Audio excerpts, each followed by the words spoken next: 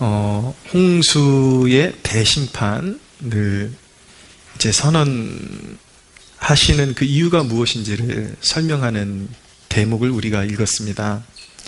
하나님께서 심판을 선언하시는 원인은 바로 세속화라는 주제가 있습니다. 세속화.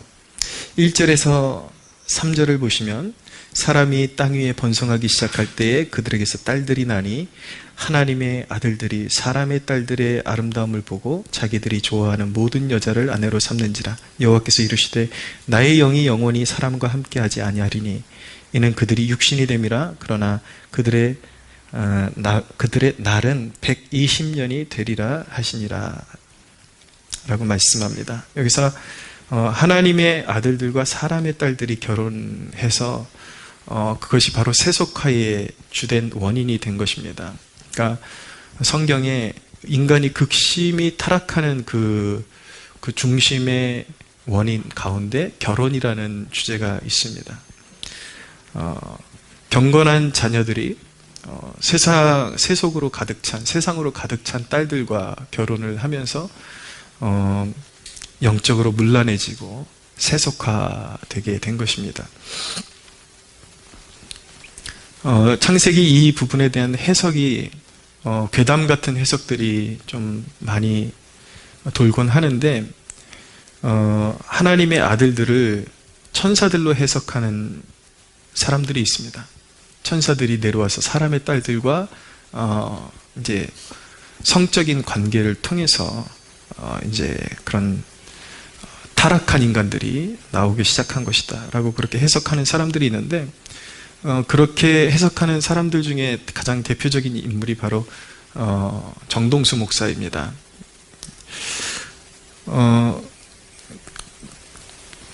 굉장히 잘못된 해석입니다. 그러니까 성경 자체를 부인하다시피 하는 잘못을 범하고 있는 것입니다. 하나님의 말씀은 인간 역사를 다루는 책이고 하나님의 구속 역사는 타락한 인간을 구원하고자 하는 하나님의 그런 역사의 전개인 것이지 천사들의 이야기를 하고 있는 것이 아닙니다. 그 중심에는 인간의 타락과 인간을 구원하시고자 하시는 하나님의 희생, 하나님의 영원한 사랑의 스토리가 바로 성경인 것이지 함부로 천사들이 이 땅에 내려와가지고 무슨 SF 영화에서 나오는 식으로 그런 식으로 해석하는 건 사실은 그냥 잘못 해석하는 정도가 아니라 성경 자체를 거부하는 것과 마찬가지인 오류를 범하는 것입니다. 대부분의 그런 성경의 난해한 구절들은 건강한 신학자들이 그동안 주장해왔던 그 주장을 따르는 것이 가장 좋습니다.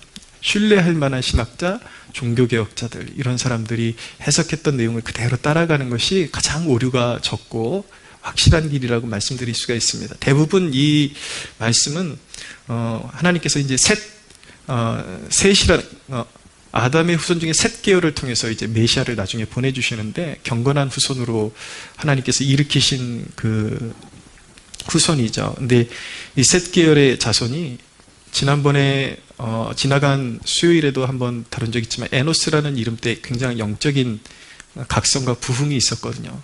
그리고 잘 내려왔으면 좋은데 이 셋 계열의 이 경건한 자손들이 점점 후대로 가면서 가인 계열의 그런 딸들과 결혼을 하게 되면서 문란해지고 영적인 정체성을 완전히 상실해버리고 인류가 다시 이제 타락으로 뒤덮이는 그런 상태가 되어버리는 것입니다.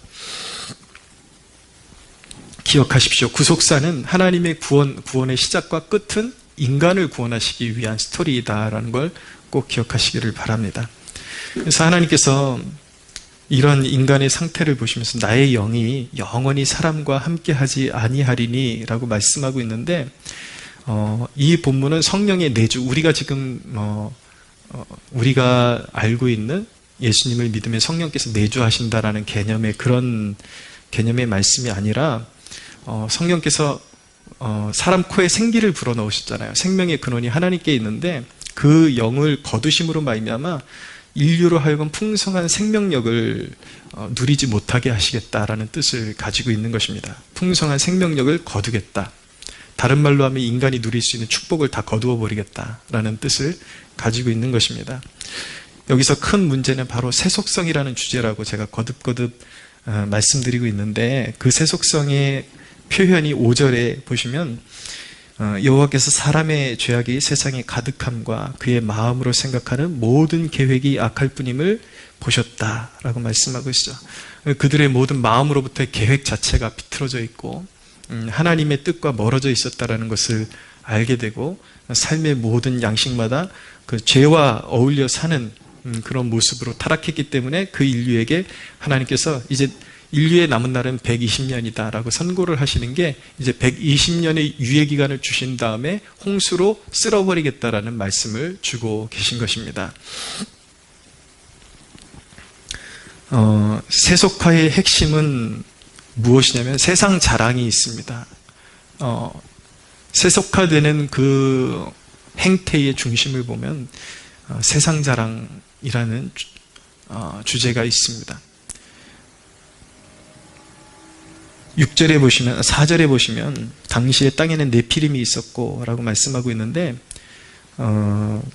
이 네피림을 혹 자들은 타락한 천사나 거인으로 이렇게 말하는 사람들도 있긴 하지만, 유력한 해석은 압제자, 폭군들이라는 뜻을 가지고 있습니다.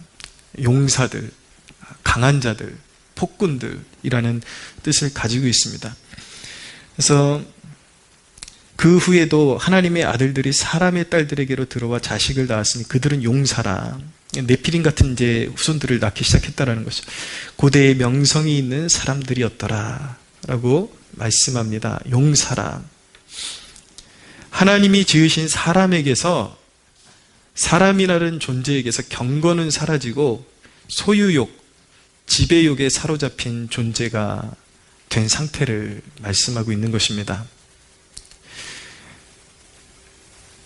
영적인 은혜로 채우고자 하는 갈급한 마음, 하나님의 뜻을 묻는 순종의 마음은 인간에게서 완전히 자취를 감추게 되었습니다. 그래서 이 사람의 딸들과 혼잡한 관계를 통해서 번성한 이 인류는 오직 땅에서의 부요함과 그리고 강함을 최고의 자랑거리로 삼는 존재로 전락하게 된 것입니다. 그것이 죄의 본질입니다. 하늘의 소망이 사라졌어요. 땅에서 강해지고 이름을 날리고 명성을 날리고 땅에서 부유해지는 것, 오로지 그것이 인생들의 목적이 되어버린 것입니다. 그것이 바로 세속화의 중심에 있는 내용인 것입니다. 그런데 여러분, 여기서 우리의 모습도 발견하게 됩니다. 안타깝게도 현대의 교회의 모습도 여기서 발견하게 됩니다.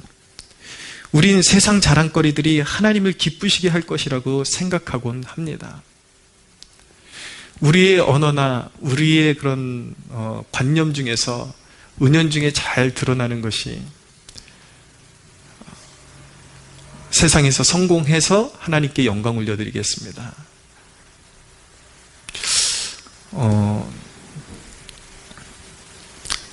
정말 그러면 다행인데 대부분은 그렇지 못할 때가 더 많다라는 것입니다. 하나님이 진짜 기뻐하시는 걸 알지 못하고 너도 나도 용사가 돼서 하나님을 기쁘시게 해드리겠다고, 내가 용사가 되면 세상에서 부와 명예를 날리면 하나님도 기뻐하실 것이라고 그렇게 생각을 하는 것입니다. 물론 하나님의 뜻 안에서 하나님께서 주신 기회들을 잘 활용한다면 좋은 열매들이 분명히 있겠죠. 그러나 그것이 아니라 자기의 사욕을 하나님의 뜻으로, 하나님의 영광스러운 일들로 위장하려는 그런 인간의 속내를 지금 짚고 있는 것인데, 현대 교회의 문제는 심각한 세속성에 있습니다. 여러분, 많은 경우에 보니까 차라리 한 사람이 어려움을 당할 때가 참 아름다웠다라는 생각을 가질 때가 참 많습니다.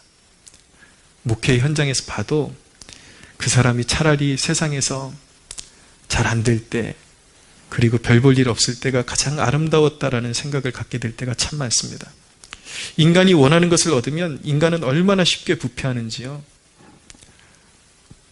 이전에 제가 지도했던 청년 가운데 이런 수요일 교회에서 하는 기도 모임, 그럼 절박하게 와가지고 정말 이렇게 설교 끝나고 나면 그 친구는 항상 제자리에 앉아서 기도를 하는 친구가 아니었고 옆으로 이렇게 길목으로 나와서 무릎 꿇고 기도하던 친구였습니다. 얼마나 간절한 마음으로 눈물을 쏟고 그랬던 친구인데 대기업에 취직하는 순간부터 가장 먼저 내려놓은 것, 그 친구가 내려놓은 것이 기도의 자리였습니다. 기도의 자리에서 보이지를 않아요. 예배 때도 간당 그냥 주일 그냥 지키고 그냥 어디론가 사라지는 정도? 아니면 뭐 얼마 있다가 그 친구의 어머니가 저한테 이야기를 해줬어요. 우리 아이가 요즘 밤마다 술 취해 갖고 들어오고 그렇게 가위에 눌리고 영적으로 상태가 좋지 않다고.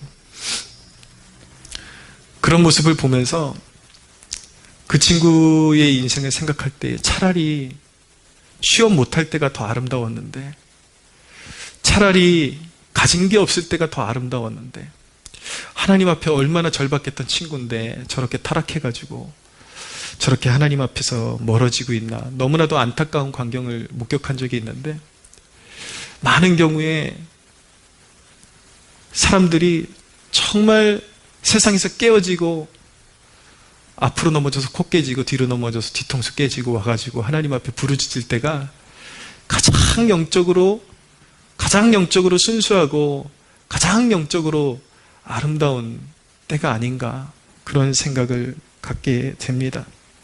무엇을 위해서 신앙생활을 했던 것일까요?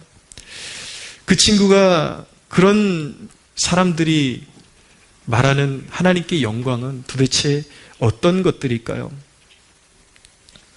대부분의 크리스천들의 인생의 주요 주제는 품위유지와 자식교육입니다. 이것이 오늘날 교회의 수많은 사람들의, 성도라 이름하는 사람들의 모습입니다. 하나님 나라의 비전은 온데간데 없고 그들은 사역도 잃어버렸습니다. 하나님을 위해서 어떻게 살아야 하는지 그 방식 자체를 잃어버렸습니다. 교회에 발은 밟으니까 자기가 교인인 줄 알고 성도라고 알고 그렇게 살아가고 있지만 그의 삶의 면면에 어디에도 예배자로서의 모습은 나타나지 않습니다. 그들의 삶의 목적은 항상 어느 정도의 수준의 교육, 그리고 어느 정도 수준의 차, 그리고 어느 정도 수준의 삶의 혜택, 이런 것들에 이제 목을 매는 것이죠. 그런 것들이 잘 되면 그 모습이 하나님께 영광이 될 거라고 믿고 있는 거예요. 그래서 거기까지 어느 정도 수준에 이르기까지만 잠깐 하나님과 멀어졌다가 거기까지만 이제 이르면 어느 정도 그래도 사회 반열에 어깨를 겨눌 정도의 그런 삶의 그런 모습으로 자기가 자리를 잡으면 그때 하나님께 나오겠다, 그렇게 말하는 사람들이 있는데, 하나님께 더 헌신하겠다고 그렇게 거기까지만 하고 하나님께 돌아가겠습니다, 거기까지만 하고 하나님께 더 헌신하겠습니다, 그러다가 영혼을 잃어버린 사람들이 얼마나 우리 주위에 많은지 아십니까? 자녀들 교육 문제도 그렇습니다. 근데 어떤 경우에는 신앙교육이라는 이름으로 또 자기의 욕망의 어떤 투영으로서 사용하는 경우들도 보게 됩니다. 자녀를 신앙으로 길러보겠다는 그런 의지로 요즘은 이제 대안학교가 굉장히 붐을 일으키고 있죠. 그런데 그런 대안학교를 보내는 것도 사실은 경우에 따라서 부모의 인간적인 자랑거리로 전락하기도 합니다. 사실은 세상이 타락하고 그 타락한 세상에서 자녀를 보호하기 위해서 대안학교를 보낸다라고 말은 하는데, 주위에 이렇게 말을 섞어보고 그러면 이제는 대안학교를 보내는 것이 순수한 신앙의 회복을 위해서, 자녀를 지키기 위해서 보내는 것이 아니라 그 어느 학교보다도 커리큘럼이 고급화되어 있고 또 대안학교에 가면 영어를 굉장히 잘하게 만들어주는 학교들이 있기 때문에 그런 것들을 자랑거리 삼아서 자녀들을 보내는 경우도 비일비재한 것을 보게 됩니다. 모르겠습니다. 앞으로 저희에게 어떤 상황이 벌어질지 모르겠지만, 우리 아이를 대안학교에 보낸다, 안 보낸다, 제가 지금 호언장담하진 않지만, 저는 우리 자녀들을 기를 때 오히려, 자연적인 그런 어떤 환경 속에서, 믿음을 지켜내는 법을 가르쳐 주는 것이 더 좋지 않나, 그런 생각을 가질 때가 있습니다. 솔직히 우리 자라날 때 무슨 대안학교가 있었습니까? 뭐가 있었습니까? 그래도 다 하나님이 길러주시고 섭리 가운데 돌아와서 오히려 그런 쩌든 세상 속에서 하나님 만난 사람들이 더 이렇게 하나님 앞에 진실하게 하려는 모습들도 보게 되고, 그렇죠. 말씀드리는 거는 그 학교가 어떤 학교냐, 그 자체, 그 정체성이, 그 학교의 그런 정체성이 중요한 것이 아니라 무슨 동기로, 예. 정말 지금 이 말씀의 핵심은 어떤 경우에는 순결한 신앙을 위한다라는 그 명목하에서도 얼마든지 인간의 욕망을 투영할 수 있다라는 그 말씀을 드리고 싶은 것입니다.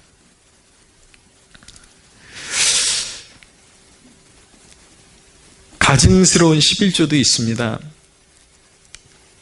저는 그 어느 목사보다도 성도들에게 올바른 헌금 생활과 물질 생활, 특별히 11조를 잘 가르치려고 노력하는데, 그렇다고 해서 모든 11조가 깨끗한 것은 아닙니다. 아주 가증스러운 11조도 있습니다.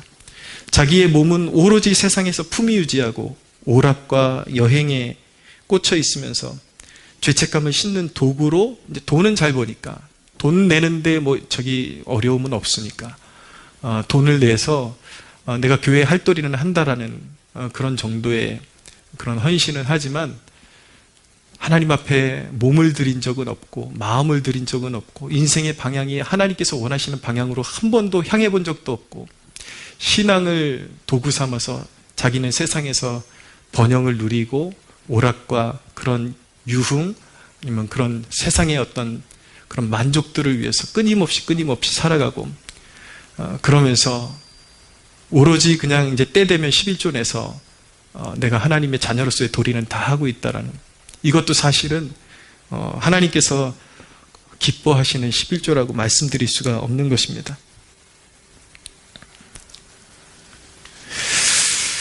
저는 여러분이 주를 사모하는 열심, 여러분 안에 있는 그 주를 사모하는 열심이 사그러지지 않길 소원하며 끝까지 끊임없이 기도할 것입니다. 이 중에 정말 여러분들 안에 심어주신 그 신앙의 불씨를 꺼트리는 영혼이 단 한 사람도 없게 되기를 주님의 이름으로 축복합니다. 여러분, 세상 것들이 편리하다고는 하지만 여러분들의 영혼보다 그것들이 앞설 수는 없습니다. 여러분, 이미 죽은 자에게 가장 비싼 옷을 입힌들 무슨 소용이 있겠습니까? 오늘날 그리스도인들의 그런 모든 가치관들이 깊이 세속화되어서 모든 인생의 가치를 그런 세상의 그런 어떤 세상의 만족거리, 세상의 볼거리들, 이런 것들로 자기를 이제 자기의 가치를 높이려고 한단 말이에요. 진실한 신앙은 눈꼽만치도 없는데 그런 것들을 통해서 그것들을 하나님의 축복이라고 믿고 살고 있단 말이죠. 그런데 여러분, 아무리 비싼 옷을 입은들 그 영혼이 죽어 있다면 그것이 무슨 소용이 있겠습니까? 여러분, 좋은 것들 좋죠. 예. 좋은, 이왕이면은, 저 물건 써보니까 좋은 게 좋더라고요. 근데, 좋은 것들도 당신이 살아있는 자여야 쓸모 있는 것입니다. 죽어 있는데 좋은 차가 무슨 소용이 있고, 죽어 있는데 좋은 옷이 무슨 소용이 있겠습니까? 여러분들이 누리고 있는 그 모든 것들이 여러분들의 영적인 삶을 이바지하고 있지 않다면 죽은 삶인 것입니다. 영적으로 죽은 자에게 가장 비싼 옷은 수의에 불과합니다.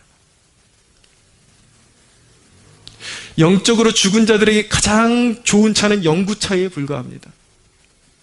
그게 무슨 소용이 있겠습니까?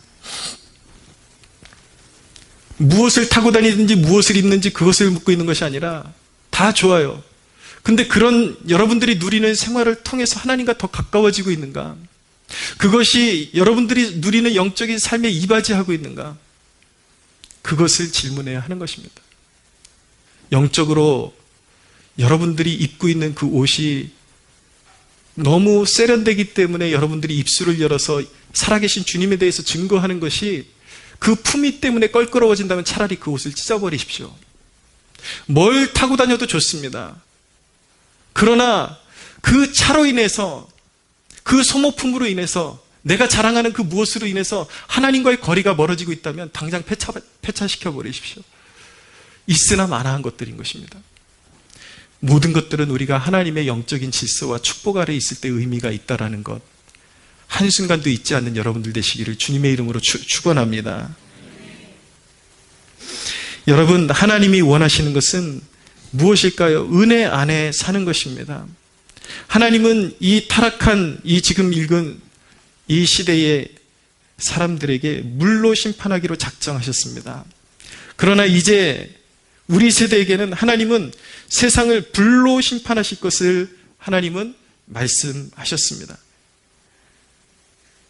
성경은 이렇게 말씀합니다. 그날에는 하늘이 큰 소리로 떠나가고 물질이 뜨거운 불에 풀어지고 땅과 그 중에 있는 모든 일이 드러나리로다. 이 모든 것이 이렇게 풀어지리니 너희가 어떠한 사람이 되어야 마땅하냐? 이렇게 질문하십니다. 여러분, 이제는 물 심판이 아니라 불 심판이 있습니다. 영원한 심판이 있습니다. 질문해야 됩니다. 여러분들이 세상에서 지금 추구하고 누리는 그 모든 것들이 그 영원한 불심판 아래 어떤 의미를 가지고 있습니까? 베드로의 말씀을 다시 한번 되새기십시오. 너희가 어떠한 사람이 되어야 마땅하겠느냐? 영원한 심판이 기다리고 있는데 어떠한 사람이 되어야 마땅하겠느냐?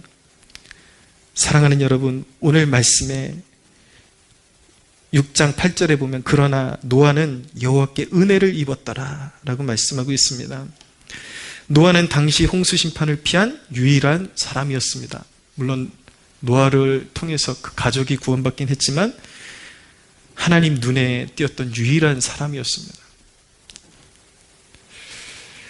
노아는 은혜를 받은 사람이었고 은혜 안에 살았던 사람이었습니다. 하나님이 은혜로 그 부르신 목적 안에 살았던 사람인 것입니다. 시대가 아무리 타락해도 자신을 구별해서 믿음을 지켰던 사람인 것이죠. 그를 통해서 하나님은 구속 역사를 이어가기로 작정하셨던 것입니다. 당신의 세상 가치관이 보혈로 씻김을 받고 인생의 방향이 하나님의 거룩한 부르심을 향해 달려가고 있지 않다면 천국을 볼 생각을 하지 말아야 하는 것입니다. 진짜 거듭났습니까? 회심했습니까?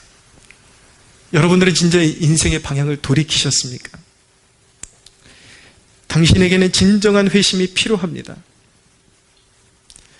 대부분의 사람들은 지금 축복을 구할 때가 아니라 영혼의 깨어남을 위해서 구해야 할 때인 것입니다.